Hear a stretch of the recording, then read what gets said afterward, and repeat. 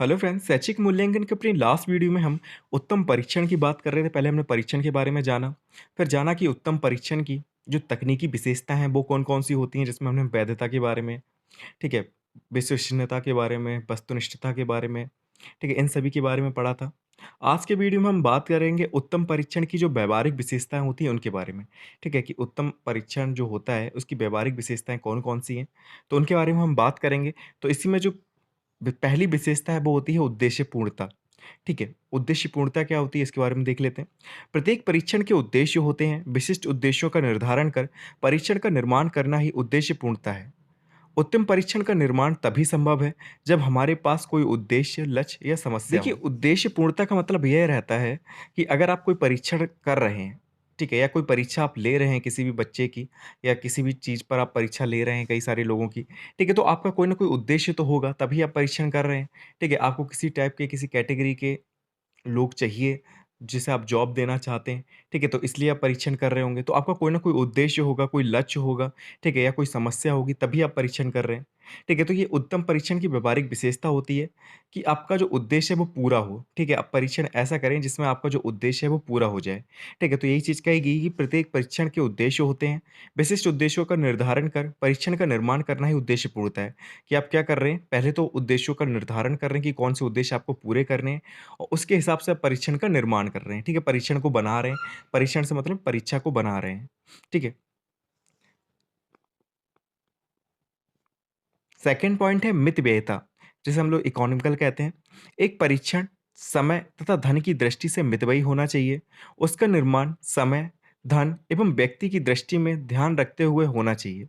कहने का मतलब है जब भी आप कोई परीक्षण का निर्माण कर रहे हैं, ठीक है? कोई परीक्षा का निर्माण कर रहे हैं, जैसे क्या पेपर वगैरह जो बनाए जाते हैं, आप उसका निर्माण कर रहे हैं तो आप समय का ध्यान रखें कि समय उसमें कितना लग रहा है, धन कितना खर्च होगा, ठीक है? तो समय और धन की दृष्टि से वो कैसा होना चाहिए, मितव्ययी होना चाहिए, मतलब ज़्यादा खर्चा नहीं होना चाहिए उसमें, ना ज़्यादा टाइम वेस्ट होना चाहिए। ऐसा नहीं कि आपने परीक्षण बनाया, ठीक है? तो आपने 5-6 घंटे का परीक्षण बना दिया।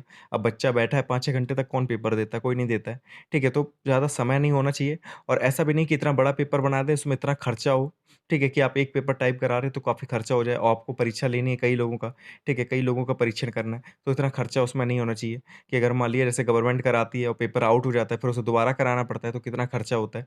तो एक परीक्षण कैसा होना चाहिए? समय व धन की दृष्टि से मितव्ययी होना चाहिए। उसका निर्माण जो होता है, वो समय, धन एवं व्यक्ति की दृष्टि को ध्यान में रखते हुए होना चाहिए, ठीक है? और व्यक्ति की दृष्टि से मतलब है कि जो पेपर दे रहा है, तो उसे आप ध्यान में रख के परीक्षण बनाएँ। ऐसा नहीं बहुत हाई-फाई बना दें उसके लेवल के हिसाब से, ठीक है? या बहुत ज़्यादा ऐसा बना दें कि वो बच्चा भी कर ले, ठीक है? तो तीनों चीज़ें देखी जानी चाहिए। तीसरा पॉइंट है व्यापकता। अब ये व्यापकता क्या होता है?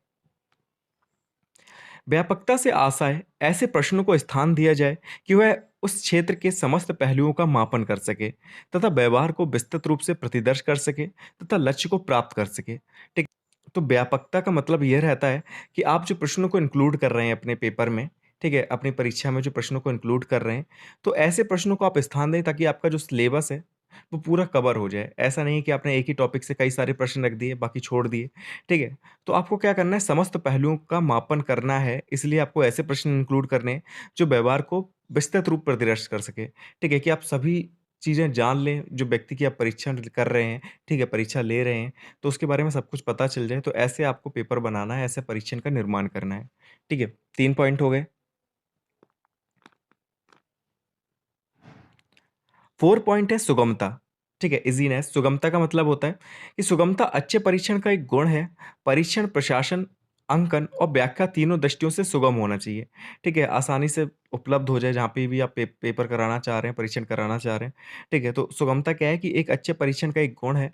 परीक्षण जो है वो प्रशासन, अंकन और व्याख्या, ठीक है? प्रशासन जो है वो अच्छे से पेपर को करा सके, ठीक है? अच्छे से उस पे जब कॉपी चेक वगैरह हो तो अंक उस पे दिए जा सकें, ठीक है? जो चेक करने वाला टीचर है वो भी समझ जाए कि हाँ, इस पे ऐसे अंक देने हैं, ठीक है? उससे भी क्लियर हो चीज़ें और जो उसकी व्याख्या की जाए, वो भी क्लियर हो, ठीक है? जैसे बच्चे आपने पेपर तो लिख दिया, ठीक है? अब परीक्षा में ऐसी कठिन व्याख्या कर दी कि बच्चों को प्रश्न ही समझ में नहीं आ रहा कि इसमें लिखा क्या है, क्या इसका मतलब है, ठीक है? तो यही कहा गया है कि सुगमता एक अच्छे परीक्षण का गुण है। परीक्षण, प्रशासन, अंकन और व्याख्या तीनों दृष्टियों से ये सुगम होना चाहिए, ठीक है? तो व्याख्या भी आपको ईज़ी रखनी है, अंक में भी आसान होना चाहिए कि लोग आराम से जो चेकर हैं, जो कॉपी चेक करेंगे आपकी, ठीक है? वो भी समझ जाएँ चीज़ों को। तो ये सुगमता होगी। फिर आता है आपका सर्वमान्यता, ठीक है? एक अच्छे परीक्षण की विशेषता इसकी सर्वमान्यता है कि परीक्षण ऐसा हो कि उसका प्रयोग उन समस्त व्यक्तियों और परिस्थितियों में किया जा सके, जिन पर उसका मानकीकरण किया गया है, ठीक है? तो एक अच्छा परीक्षण कौन-सा माना जाता है?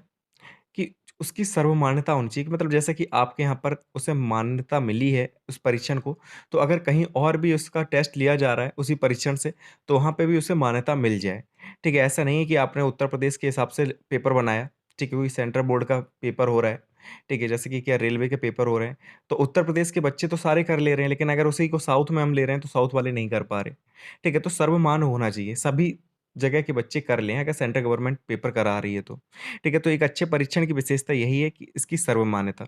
ये परीक्षण ऐसा हो कि उसका प्रयोग उन समस्त व्यक्तियों और परिस्थितियों में किया जा सके जिन पर उसका मानकीकरण किया गया हो। ठीक है? तो ये सारी व्यावहारिक विशेषताएँ हो जाएँगी उत्तम परीक्षण की। तो इन पॉइंट्स को अच्छे से याद रखना। पेपर में आपको याद रखना कि तकनीकी विशेषताएँ पूछी जा रही हैं या व्यावहारिक विशेषताएँ पूछी जा रही हैं। ठीक है? और उसके हिसाब से आपको आंसर देना है। अब क्वेश्चन है कि उत्तम परीक्षण की विशेषता नहीं है, वैधता, विश्वसनीयता, वस्तुनिष्ठता या कठोरता? तो कमेंट बॉक्स में आपको देना है कि इसका आंसर क्या होगा। ठीक है, अब हम जो नेक्स्ट टॉपिक है हमारा वो है प्रश्न पत्र निर्माण, कि प्रश्न पत्र निर्माण क्या होता है, कि कैसे हम प्रश्न पत्र का निर्माण करते हैं। ठीक है, इम्पोर्टेंट टॉपिक है और ये सारे टॉपिक जो हैं वो टेट से भी रिलेटेड हैं, ठीक है? और जो सुपर टेट है उसमें भी है ये चीज़ें, ठीक है? तो आपको अभी से अच्छे से पढ़ना है इस चीज़ को। प्रत्येक लक्ष्य की पूर्ति के लिए व्यक्ति या संस्था द्वारा प्रत्येक स्तर पर एक योजना बनाई जाती है। जैसे भारत सरकार द्वारा बनाई गई पंचवर्षीय योजना। ठीक है, आप कभी भी कोई भी लक्ष्य प्राप्त करना चाहते हैं, ठीक है, कोई भी व्यक्ति कोई भी लक्ष्य प्राप्त करना चाहता है या कोई संस्था कोई लक्ष्य प्राप्त करना चाहती है, तो वो क्या करती है, एक योजना बनाती है। ठीक है, प्रत्येक स्तर के लिए एक योजना बनाती है। जैसे भारत सरकार को क्या है कि कुछ लक्ष्य अपने पूरे करने थे, ठीक है, तो उसके लिए उसने कौन सा योजना बनाई थी, तो पंचवर्षीय योजना, ठीक है, 5 ईयर प्लान बनाए थे कि नहीं। इसी प्रकार छात्रों के मूल्यांकन के लिए परीक्षण का निर्माण किया जाता है। ठीक है? अब छात्रों का आपको मूल्यांकन करना है, तो अब आपने तभी परीक्षण का निर्माण किया कि परीक्षण के माध्यम से आप क्या करेंगे, आसानी से बच्चे का मूल्यांकन कर लेंगे। जिसके अंतर्गत विभिन्न पक्षों का मापन हेतु, प्रश्नों को समुचित स्थान प्रदान करने हेतु योजना तैयार की जाती है। ठीक है? और इसमें आपको क्या करना है कि बच्चे के सभी पक्षों का आपको मूल्यांकन करना है। तो आप क्या करेंगे, जो आप परीक्षण करते हैं, उसमें ऐसे क्वेश्चंस को रखेंगे, ऐसे प्रश्नों को स्थान देंगे, जिससे उसके सभी पक्षों का मापन किया जा सके। इस प्रकार से प्रश्नों का चयन किया जाता है। तो ठीक है, तो मापन करने के लिए ऐसे प्रश्नों का चयन किया जाता है कि उसके जो विभिन्न पक्ष हैं, उनका मूल्यांकन आसानी से किया जा सके। प्रश्न पत्र निर्माण प्रक्रिया को 4 मुख्य सोपानों में बाँटा गया है। ठीक है? जब भी कोई प्रश्न पत्र बनाया जाता है, तो इस प्रक्रिया को कितने सोपानों में बाँटा गया है? तो 4 मुख्य सोपानों में बाँटा गया है, या कह सकते हैं कि 4 मुख्य चरण हैं इसके। ठीक है? प्रश्न पत्र निर्माण प्रक्रिया के। पहला है योजना बनाना, जिसमें आप योजना वगैरह बनाते हैं, फिर प्रश्नों की रचना करते हैं, फिर प्रश्नों का चयन करते हैं, फिर परीक्षण का मूल्यांकन करते हैं।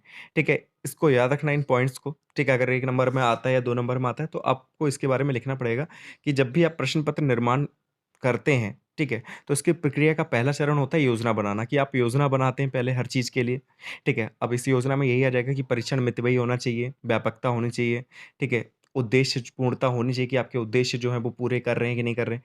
तो इस प्रकार आपकी योजना बनेगी, फिर प्रश्नों की आप रचना करेंगे, ठीक है? रचना करने के बाद आप चयन करेंगे प्रश्नों का और फिर परीक्षण का मूल्यांकन करेंगे। तो ये 4 पॉइंट्स होते हैं, इन्हें याद कर लेना अच्छे से। अब ब्लूप्रिंट के बारे में पढ़ लेते हैं। ब्लूप्रिंट भी इम्पोर्टेंट है, 1 नंबर में पूछा जा सकता है। ब्लूप्रिंट में अंकों का विभाजन, प्रश्नों की रचना, प्रश्न पत्र निर्माण की आधारशिला, प्रश्नों के प्रकार, पाठ सामग्री आदि का विवरण प्रस्तुत किया जाता है। ठीक है, तो ब्लूप्रिंट से मतलब क्या होता है? एक तरीके से ब्लूप्रिंट से आप समझिए कार्बन कॉपी। आप कभी भी कोई चीज़ फेयर कॉपी पे लिखने से पहले क्या करते हैं, रफ पर लिख लेते हैं। ठीक है, अगर टीचर कोई पढ़ा रहा है तो आपको पता है कि जल्दी-जल्दी वो पढ़ाएगा, हम लिख नहीं पाएँगे। तो पहले हम क्या करते हैं, क्लास में रह के उसे जल्दी-जल्दी रफ में नोट कर लेते हैं। उसके बाद फिर अच्छी-अच्छी राइटिंग में हम क्या करते हैं, उसे अपनी जो कॉपी है उसमें लिखते हैं, ठीक है? नोट्स बनाते हैं जब।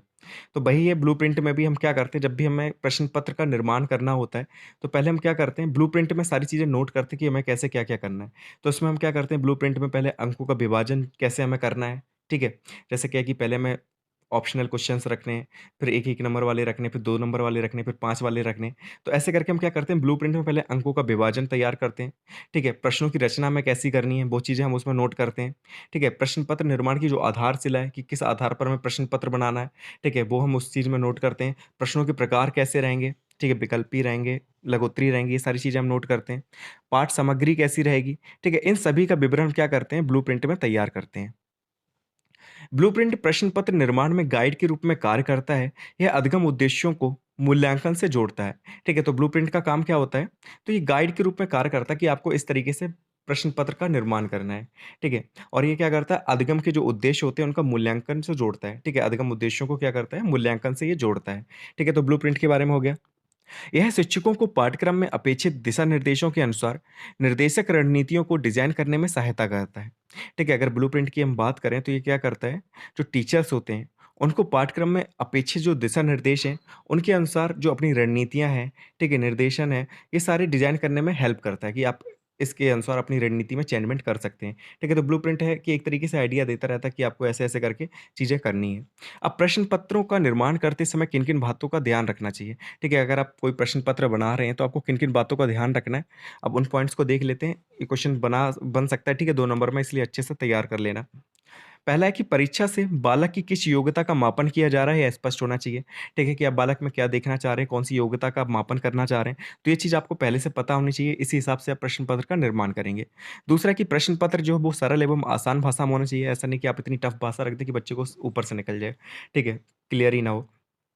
तीसरा पॉइंट है कि प्रश्न पत्र विषय वस्तु पर आधारित होना चाहिए। ठीक है, आपका जो सिलेबस है उसके अकॉर्डिंग ही आप प्रश्न पत्र लें। ठीक है, प्रश्न पत्र बनाएँ। ऐसा नहीं है कि आप सिलेबस ही बदल दें, किसी और सिलेबस से दे दें तो बच्चे नहीं कर पाएँगे। फिर फोर्थ पॉइंट है कि प्रश्न पत्र हल करने के लिए दिशा निर्देश स्पष्ट होने चाहिए। ठीक है, जो भी दिशा निर्देश आप दिए जाते हैं पेपर वगैरह में, तो वो स्पष्ट होनी चाहिए। जैसे आपको पता है कि जब भी आप पेपर देने आते हैं, ओएमआर शीट वाला, तो आपको पहले दिशा निर्देश दिए जाते हैं पेपर में।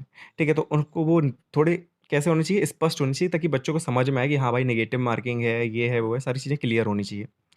फिर है कि प्रश्न पत्र की जो समयावधि है वो निश्चित होनी चाहिए। अगर 3 घंटे का है तो 3 घंटे का ही होना चाहिए। अगर आपने 2 घंटे रखा है, ढाई घंटे रखा है, तो ये चीज़ें क्लियर होनी चाहिए बच्चे को। फिर है कि प्रश्न पत्र का निर्माण छात्रों की समझ व सूझबूझ पर आधारित होना चाहिए। ठीक है, प्रश्न पत्र का जो आप निर्माण कर रहे हैं तो वो कैसा होना चाहिए, समझ व सूझबूझ पर आधारित होना चाहिए। ठीक है, वो समझ जाएँ चीज़ों को, क्लियर हों। ठीक है, उनकी जो समझ है उसके हिसाब से ही आप प्रश्न पत्र का निर्माण करेंगे। तो ये सारे पॉइंट्स हैं, इन्हें अच्छे से याद कर लेना। तो आपका ये टॉपिक भी आपका यहीं पे कंप्लीट होता है। अब हम मिलेंगे नेक्स्ट वीडियो में नेक्स्ट टॉपिक के साथ। Thank you so much for watching this video.